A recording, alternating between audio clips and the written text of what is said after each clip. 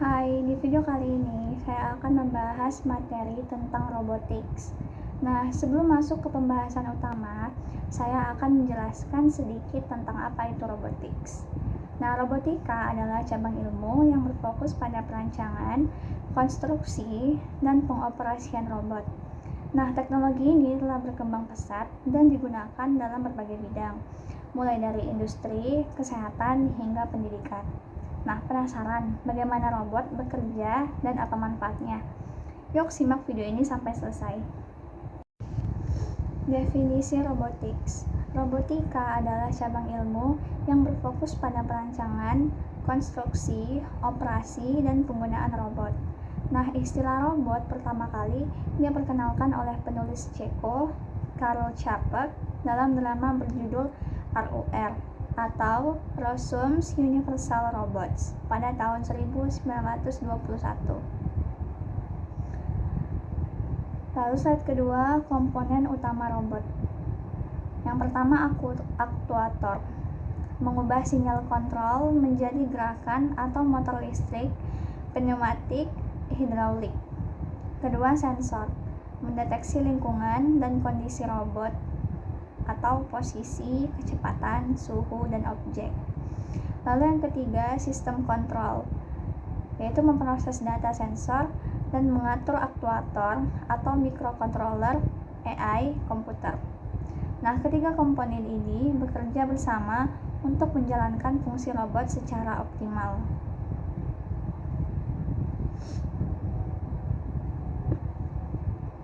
Kinematika robot.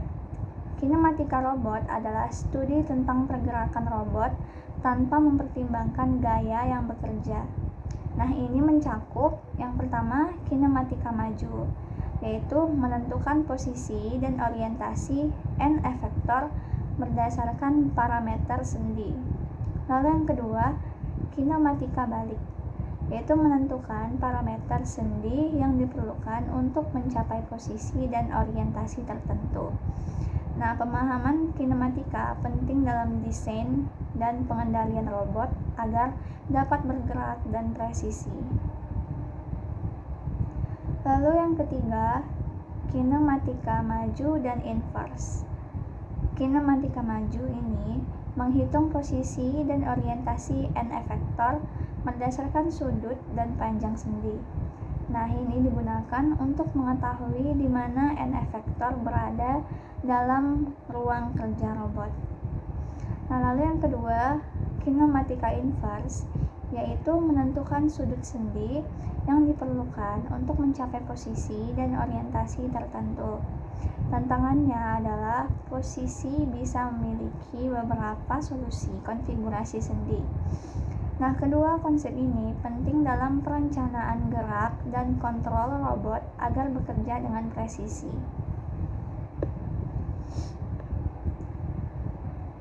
Lalu, dinamik robot. Dinamika robot mempelajari gaya dan momen yang mempengaruhi gerakan robot, termasuk faktor-faktor seperti massa, inersia, dan gaya eksternal. Analisis dinamika penting untuk memahami respons robot terhadap gaya, yang esensial dalam perancangan sistem kontrol dan simulasi gerakan. Misalnya dalam studi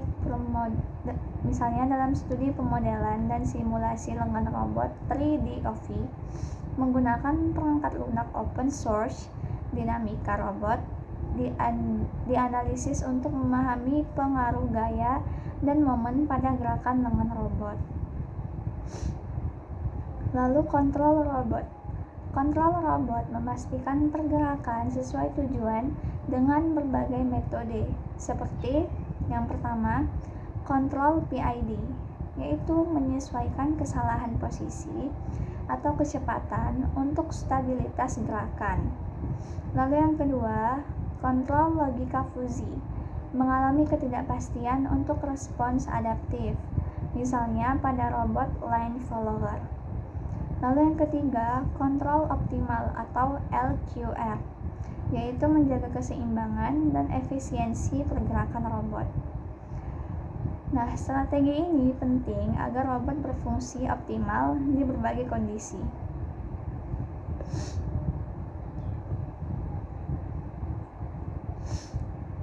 Lalu perencanaan trajektori. Perencanaan trajektori bertujuan merancang lintasan optimal agar robot mencapai target dengan efisien. Nah, mempertimbangkan faktor seperti kecepatan, akselerasi, dan penghindaran halangan. Contoh algoritma ASTAR digunakan dalam mobil robot untuk menemukan rute tercepat dan aman, memastikan navigasi yang efisien tanpa benturan. Metode ini penting untuk meningkatkan akurasi dan efektivitas pergerakan robot di berbagai lingkungan. Lalu sensor dan persepsi. Sensor memungkinkan robot memahami dan berinteraksi dengan lingkungannya melalui berbagai jenis, seperti yang pertama, sensor visi.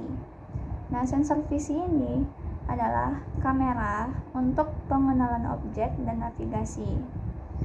Lalu sensor posisi dan gerak yaitu akselerometer dan giroskop untuk stabilitas.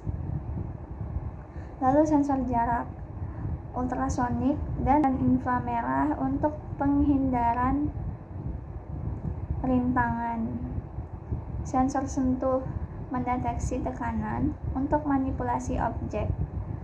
Nah, dengan sensor, robot dapat mengenali lingkungan, mengambil keputusan, dan beroperasi secara otonom.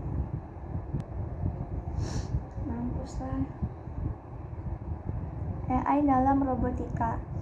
AI memungkinkan robot menganalisis data, memahami lingkungan, dan membuat keputusan mandiri, meningkatkan efisiensi dalam berbagai aplikasi.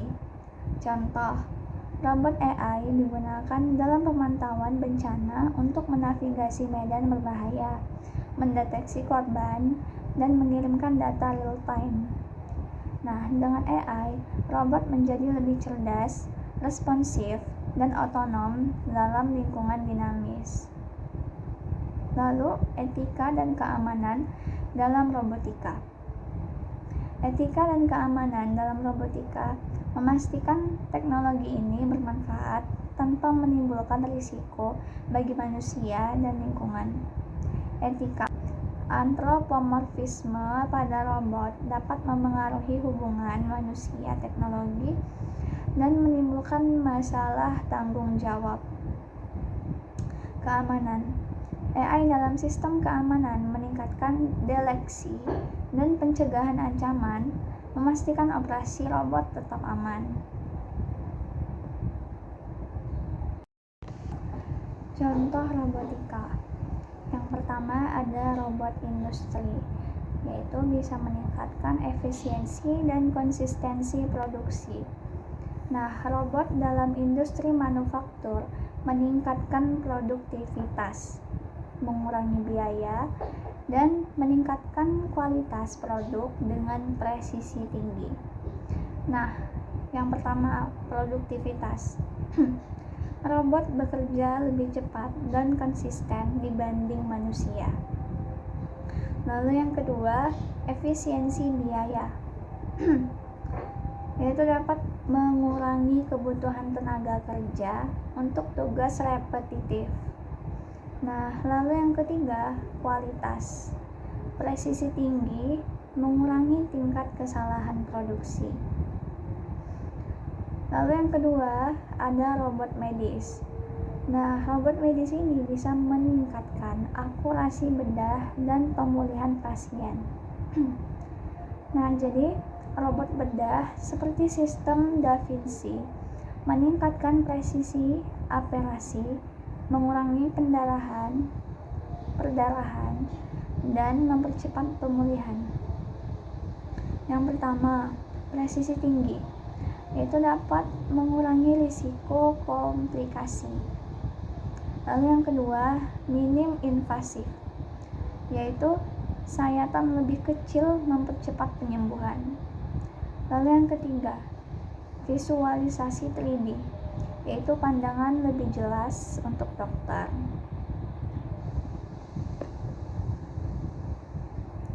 Lalu contoh robotika yang ketiga, yaitu robot pendidikan, dapat meningkatkan pemahaman STEM.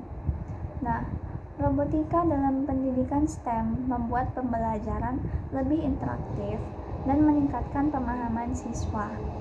Yang pertama, keterlibatan aktif. Nah, keterlibatan aktif itu dapat mendorong eksplorasi dan pemecahan masalah. Lalu yang kedua, pengembangan keterampilan, yaitu dapat melatih berpikir kritis dan kerja tim. Lalu yang ketiga, motivasi dan pemahaman. Nah, ini dapat membantu siswa memahami konsep dengan lebih baik. Nah, robot dalam pendidikan STEM menghubungkan teori dengan praktik. Nah, itu dapat mempersiapkan siswa menghadapi tantangan masa depan. Lalu, contoh robotika yang keempat, robot layanan. Nah, robot layanan dapat meningkatkan kenyamanan dan efisiensi. Nah, robot dalam rumah tangga dan layanan pelanggan membantu otomatisasi tugas serta meningkatkan interaksi, membuat pelayanan lebih efisien dan responsif. Nah, yang pertama, otomatisasi tugas. Nah, ini robot dapat menggantikan peran manusia dalam berbagai layanan, mengurangi beban kerja dan dapat mengurangi beban kerja. Lalu yang kedua, interaksi cerdas. Nah, sensor dan AI memungkinkan robot berkomunikasi serta memberikan informasi secara real time. Nah, penggunaan robot layanan terus berkembang, memberikan solusi inovatif untuk meningkatkan kenyamanan dan produktivitas di berbagai sektor. Lalu contoh robotika yang kelima, robot penjelajah. Nah, robot penjelajah dapat mengeksplorasi di lingkungan ekstrim. Nah, jadi robot penjelajah itu digunakan untuk mengeksplorasi luar angkasa dan bawah laut. Nah, ini dapat memungkinkan penemuan di area yang sulit yang dijangkau manusia. Nah, yang pertama, Mars Rover Curiosity. Ini diluncurkan oleh NASA pada tahun 2011. Nah, rover ini meneliti geologi Mars dan kemungkinan adanya kehidupan. Nah, yang kedua, ROV, bawah laut. Nah, robot bawah air yang dikendalikan jarak jauh membantu eksplorasi laut dalam hingga 30 meter. Nah, teknologi ini memungkinkan eksplorasi aman dan efisien serta membuka peluang penemuan ilmiah baru. Nah, lalu contoh robotika yang keenam, robot otonom. Nah, robot otonom ini seperti kendaraan tanpa pengemudi dan drone untuk pengiriman serta surveillance. Nah, robot otonom ini seperti kendaraan tanpa pengemudi dan drone beroperasi secara mandiri menggunakan AI dan sensor canggih. Contohnya, saya pernah lihat di Jepang, itu ada driver itu ada customer yang pesan Gojek atau Grab gitu. Bukan Gojek tapi Grab. Nah, itu Grabnya datang mobil, tapi mobilnya tanpa pengemudi. Jadi setirnya itu bergerak sendiri ya, karena udah canggih di sana. Nah, yang pertama, kendaraan tanpa pengemudi. Itu menggunakan deep learning untuk navigasi, meningkatkan keselamatan lalu lintas hingga 85%. Nah, yang kedua, drone untuk pengiriman. Digunakan oleh Amazon dan Google untuk pengiriman cepat. Lalu yang ketiga, drone surveillance. Nah, ini diterapkan dalam militer untuk analisis dan pengamanan wilayah. Nah, teknologi ini meningkatkan efisiensi transportasi dan keamanan dengan mengurangi intervensi manusia.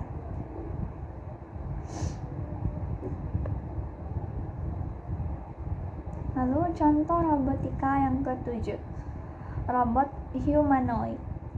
Nah, ini adalah interaksi sosial dan penelitian perilaku. Nah, robot humanoid ini dirancang menyerupai manusia untuk interaksi sosial dan penelitian perilaku. Contohnya saya pernah scroll di TikTok, kan muncul ada TikTok yang memang bisa berbicara dengan kita, berkomunikasi, serta berperilaku seperti manusia.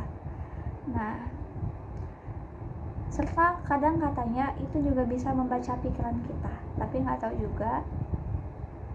Nah, itu yang pertama, interaksi sosial, berperan sebagai pendamping atau asisten, membantu individu lanjut usia atau berkebutuhan khusus.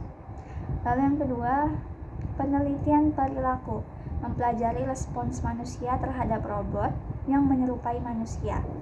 Nah, robot ini membuka peluang baru dalam memahami dan meningkatkan interaksi manusia dan teknologi. Lalu, contoh robotika yang ke-8, yaitu robot pertanian. Itu dapat meningkatkan efisiensi dan hasil panen.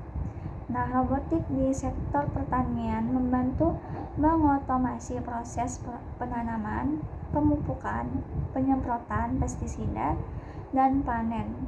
Nah, sehingga meningkatkan efisiensi serta mengurangi ketergantungan pada tenaga kerja manusia. Nah, contohnya Agrobot AI, yaitu robot pertanian yang dapat menanam, merawat, dan memanen padi secara otomatis. Nah, ini juga dilengkapi mekanik gripper untuk menangani tanaman. Nah, dengan penerapan teknologi ini, produktivitas pertanian meningkat. Nah, sementara biaya operasional dan dampak lingkungannya berkurang. Lalu contoh robotika yang ke-9, yaitu robot militer. Nah, ini seperti pengintaian dan penjinakan bahan peledak. Nah, jadi robot militer ini digunakan untuk mengurangi risiko bagi personel dalam operasi pengintaian dan penjinakan bahan peledak. Nah, yang pertama contohnya drone UAV. Nah, ini digunakan untuk pengawasan tanpa membahayakan prajurit. Nah, lalu yang kedua, robot penjinak bom seperti robot Packbot dan Talon. Nah, ini membantu menonaktifkan bahan peledak secara aman. Nah, teknologi ini meningkatkan keselamatan dan efektivitas misi militer. Lalu yang ke-10, contoh robotika dalam seni dan hiburan. Nah, ini menciptakan pengalaman baru. Nah, teknologi robotik semakin banyak digunakan dalam seni dan hiburan untuk menciptakan pengalaman interaktif dan inovatif. Nah, robot penari humanoid, yaitu robot dengan 25 doff, mampu menampilkan tarian tradisional dengan gerakan dinamis. Nah, yang pertama itu pertunjukan robotik. Nah, robot digunakan dalam seni interaktif dan pertunjukan musik atau akrobatik. Lalu yang kedua, animatronik. Nah, di taman hiburan. Nah, karakter robotik menghadirkan pengalaman realistis bagi pengunjung. Nah, robotika memperkaya seni dan hiburan dengan menghadirkan interaksi baru yang kreatif. Nah, baik, selanjutnya di sini kita membahas contoh kasus dalam robotika. Nah, yang pertama, implementasi robotika dalam industri otomotif. 21 studi kasus penggunaan robot di lini produksi mobil untuk meningkatkan efisiensi dan kualitas. Nah, penggunaan robotika dalam industri otomotif telah meningkatkan efisiensi produksi dan konsistensi kualitas produk.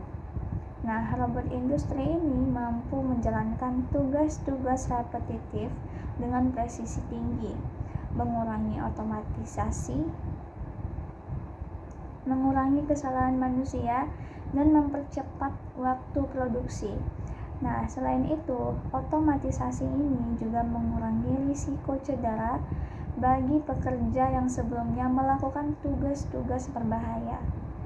Nah, yang kedua, pengembangan robot edukasi untuk pembelajaran STEM.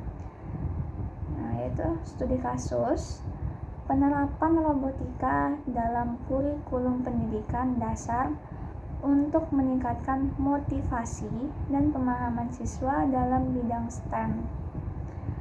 Nah, penerapan robotika dalam pembelajaran STEM di pendidikan dasar dapat meningkatkan motivasi dan pemahaman siswa.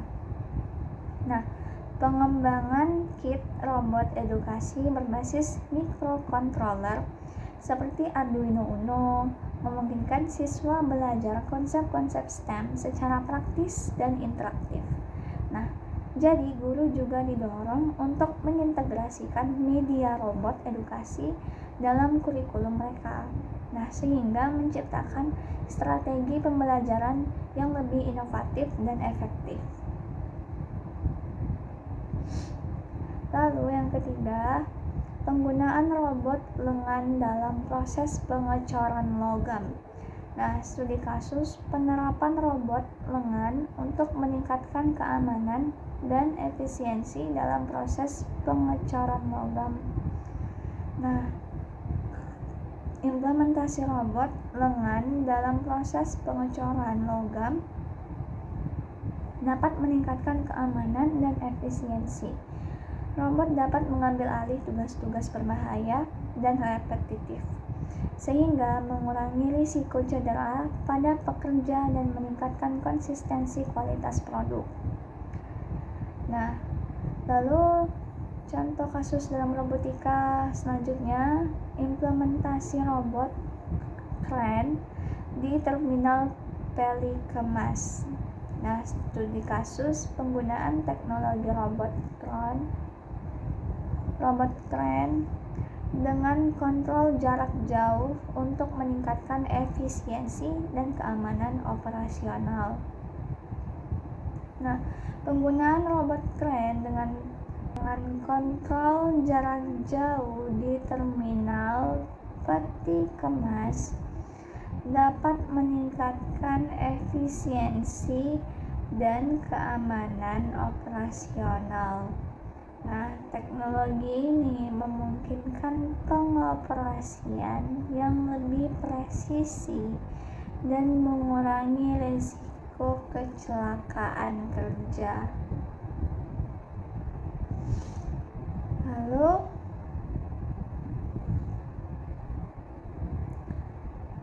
pengembangan robot lengan 3 DOV menggunakan VLab. Nah, studi kasus pemodelan dan simulasi robot lengan 3 Degree of Freedom atau DOV menggunakan perangkat lunak VLab untuk analisis kinematika. Nah, pemodelan dan simulasi robot lengan DOV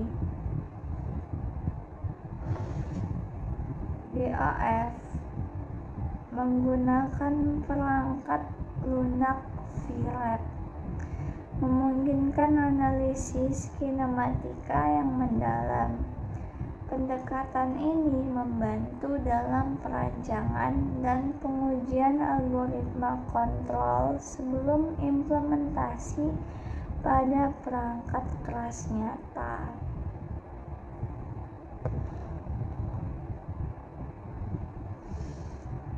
Lalu, implementasi sistem kendali pergerakan pergerakan autonomous mobile robot. Nah, contoh studi kasus pengembangan sistem navigasi robot mobile otonom untuk mencari jalur bebas hambatan menggunakan kecerdasan buatan. Nah, pengembangan sistem navigasi untuk robot mobile otonom menggunakan kecerdasan buatan memungkinkan robot untuk mencari jalur bebas hambatan secara efisien. Nah, implementasi AI dalam sistem kendali dan pergerakan meningkatkan adaptabilitas dan kinerja robot dalam lingkungan yang dinamis.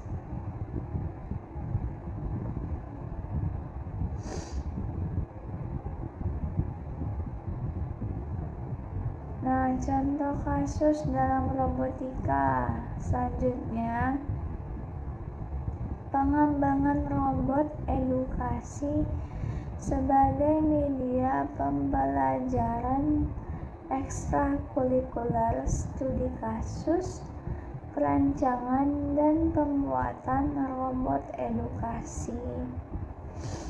Nah, berbentuk robot beroda, berkaki, dan bertangan sebagai media pembelajaran ekstrakurikuler di sekolah. Nah, pengembangan robot edukasi beroda, berkaki, dan bertangan sebagai media pembelajaran ekstrakurikuler dapat meningkatkan minat dan pemahaman siswa dalam bidang robotika. Nah, pendekatan ini memberikan pengalaman praktis yang mendukung teori yang diajarkan di kelas.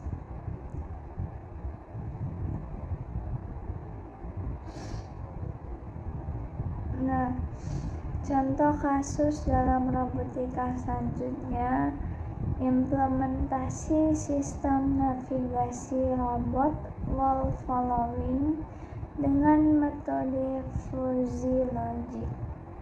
Nah, studi kasus perancangan dan implementasi algoritma kendali pada robot wall follower dengan menggunakan metode fuzzy logic model Sugeno. Nah, penggunaan metode fuzzy logic model Sugeno dalam sistem navigasi robot wall following memungkinkan robot untuk mengikuti dinding dengan akurasi tinggi. Nah, pendekatan ini meningkatkan kemampuan robot dalam beradaptasi dengan variasi lingkungan dan memastikan navigasi yang stabil.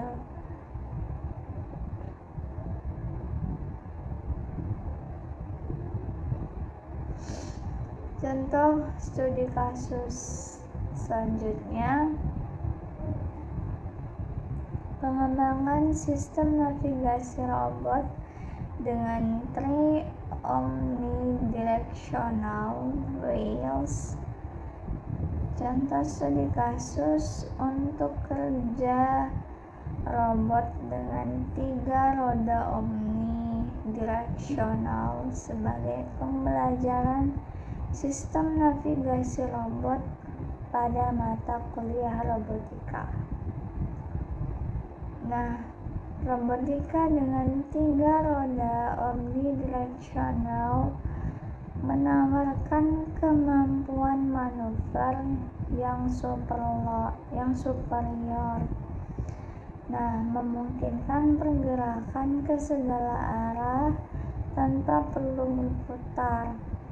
Nah, pengembangan sistem navigasi untuk robot Semacam ini memberikan wawasan berharga dan pembelajaran mata kuliah robotika. Lalu yang terakhir, contoh kasus dalam robotika, implementasi sistem kendali inverse kinematics pada robot beroda otonom. Nah, studi kasus pengembangan sistem kendali pergerakan robot beroda otonom menggunakan inverse kinematics. Nah, penerapan inverse kinematics dalam sistem kendali robot beroda otonom memungkinkan pergerakan yang lebih presisi dan efisien. Nah, pendekatan ini meningkatkan kemampuan robot dalam menavigasi lingkungan kompleks dan menjalankan tugas-tugas spesifik dengan akurasi tinggi. Nah, dari pembahasan tadi kita bisa melihat bahwa robotika terus berkembang dan semakin berperan dalam berbagai bidang. Nah, dengan teknologi yang semakin canggih, robot tidak hanya membantu pekerjaan manusia, tetapi juga meningkatkan efisiensi, akurasi, dan keselamatan.